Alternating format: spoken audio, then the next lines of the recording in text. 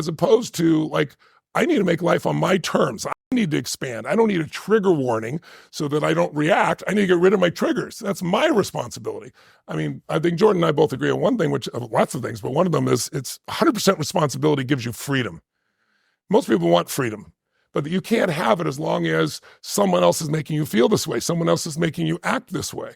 And so the answer to your question, like, how do I get past those limiting thoughts, beliefs, or identities, is you got to condition yourself.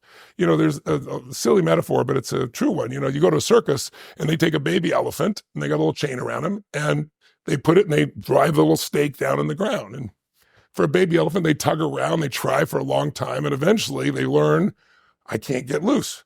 Well, they do that for them for years, and now they're a giant elephant with one movement. They could pull down the entire big top, but they don't even try because they're so conditioned. It's like, that's who I am. That's my identity. I'm not person able of doing that. So to do something, again, that's outside your identity, something that says, I could never do this, but I'm going to do it anyway. That's what breaks up the whole system. And one way I did it back in those days were these incantations, because 3 things determine how you feel in this moment.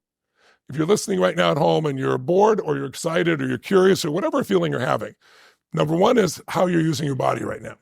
If your body is like this or like this and you're watching and you're listening, you're going to have a different experience than if your body's like this, if you're leaning forward like this. Anything you do with your body changes your biochemistry. So I show people what are the movements that actually change you into a state you feel good. If someone's depressed, what's their body like? If you see somebody depressed, where's their head? You're going to be slouched over. Slouched, where's their head? Where's their head? It's probably down, like breathing full or shallow, yeah. would you say? Breathing full or shallow? Oh, shallow. Shallow. Talking loud or quiet? Oh, quiet, of course. Fast or slow? Probably talking slow. That's right. Yeah. How do you know that? Because you practice this shit at some point in your life. I guess I've done this a couple of times. We've all done this a few times. Yeah. But if you take that same person and you radically change their body, their shoulders back, you change the pace or the tempo of their voice, instantaneously their biochemistry changes. It's not a BS positive thinking element.